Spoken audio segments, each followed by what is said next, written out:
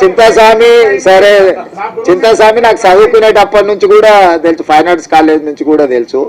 మనోళ్ళకి ఏంటంటే ఆవేశం ఎక్కువ, కొంచెం ఆలోచన తక్కువ చేస్తారు. ఆవేశంలో ఆలోచన రాదు ఎవరికైనా, ఎవరికైనా, నాకైనా మీకైనా ఎవరికైనా.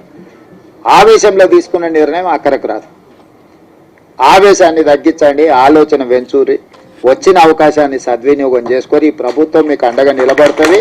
మీ మంచి కోసం పనిచేస్తే మీ వెల్ఫేర్ కావచ్చు, మీ డెవలప్మెంట్ కావచ్చు, పిల్లలకు చచ్చిపోయిన వాళ్ళు లేకపోతే బాధితుల కుటుంబాలకు ఇంతకుముందే ఇచ్చిండ్రు, బుడగ సంఘాల నుంచి వీళ్ళందరికీ ఇల్లు లేని వాళ్ళు ఉన్నారు, అందరికీ ఈసారి ఇల్లు ఇచ్చే బాధ్యత నాది.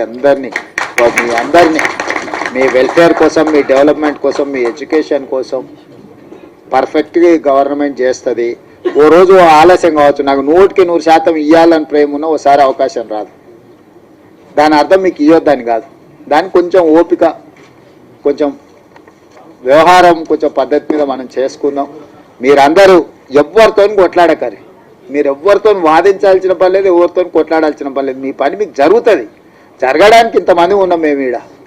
మీకు ఏం కావాలో చేసి పెట్టడానికి మేము ఉన్నాం, చేసి పెడతాం. మంచిగా చేసుకొని నిలబెట్టుకోండి. పిల్లల్ని మంచిగా కోచింగ్ సెంటర్లకు పంపించుర్రి, ప్రిపేర్ చేయండి, పాస్ చేయించుండ్రి. వాళ్ళకి ఎడ్యుకేషన్కి ఏం కావాలనో, వాళ్ళ కోచింగ్లకు ఏం కావాలనో కూడా ఫర్దర్గా చేద్దాం. ఎందుకంటే ఇప్పుడు వరుసగా నోటిఫికేషన్లు వస్తాయి. ఈ నోటిఫికేషన్లో పిల్లలు సెలెక్ట్ కాకపోతే మనం ఇచ్చిన ప్రయత్నం అంత ఏంది? బ్యాక్లాగ్ పోస్టులు ఎందుకు ఉండాలి? పిల్లల్ని చదివించురు, వాళ్ళ చదువులకు కావాల్సిన, వాళ్ళ కోచింగ్లకు కావాల్సిన ఏమున్నాయి, ఫారెన్ పంపించడానికి స్కాలర్షిప్లు ఉన్నాయి, అన్నీ ఇస్తా. పిల్లలు పంపించురు, బయటకు పంపిరు. ఎంతసేపు మన ఊర్లోనే మనం ఉండి, మన ఇళ్ళలోనే మనం ఉండి, మన దగ్గరనే ఉండి, ఇక్కడనే మనం ఇందులోనే ఇది చేయకంటే కొంతమంది చదువుకున్న వాళ్ళు చిన్న బయటకు పోతుంటే వాడు పెద్దోడు అవుతాడు, ఎదుగుతాడు, సమాజానికి ఉపయోగపడతాడు. వాడిని చూసి ఇంకో నలుగురు తయారవుతారు. అరే మావాడు అమెరికాకు పోయి మేము కూడా పోతుంటాం, వాడు పోయినోడు నలుగురిని తీసుకుపోతాడు. ఒకరు పోయినరు అనుకో, నలుగురు తనకు గెలిచిన వాళ్ళే తీసుకుపోతాడు కదా. అట్లనే మన దాంట్లో కూడా ఎవరైనా పోయేది ఉంటే కొంచెం భుజం దట్టూరి చేయరి, ఏ పని ఉన్నా వచ్చి చేయించుకొని పోండి. మీ అందరిని చూసి నాకు మంచి సంతోషమైంది. మీరందరూ అండగా నిలబడి ఉంది. ఒక సభ నేను మిమ్మల్ని అందరిని అడిగేది ఒకటే, నా కోసం కాదు, రాహుల్ గాంధీ గారు దీంట్లో పెద్ద ఎత్తున చేసిండు. మీ సత్తా ఆనాడు ధర్మయుద్ధం పరేడ్ గ్రౌండ్లో చేసినప్పుడు నేను మీకు అండగా నిలబడ్డా. మీకు గుర్తుందో లేదో మరి వచ్చిన వాళ్ళకి. సరే, ఆ రోజు నేను వచ్చిన అట్లాంటిది ఈరోజు విజయోత్సవ సభ పెట్టుండ్రి. రాహుల్ గాంధీని దామన్న తీసుకొస్తాడు. ఎందుకంటే మనము కృతజ్ఞత చూపిస్తే ఆయనకు కూడా ఉత్సాహం వచ్చి ఇంకో 4 రాష్ట్రాలలో చేపిస్తాడు. ఎందుకంటే ఇప్పుడు కర్ణాటకలో, మిగతా రాష్ట్రాలలో కూడా ఇది కొంచెం వాయిదా పడతా వస్తుంది.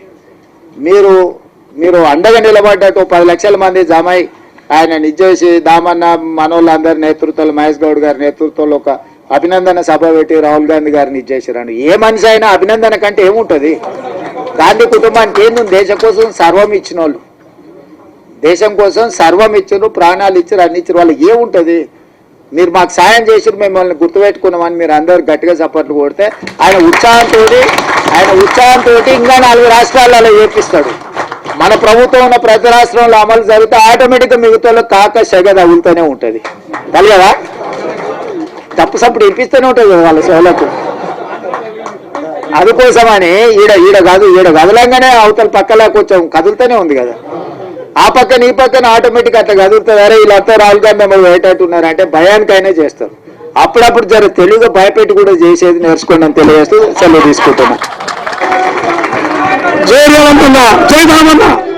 సార్, ఇక్కడ ఉన్న వాళ్ళందరూ ఫోటో దిగుతారు సార్, ఒక్క నిమిషం.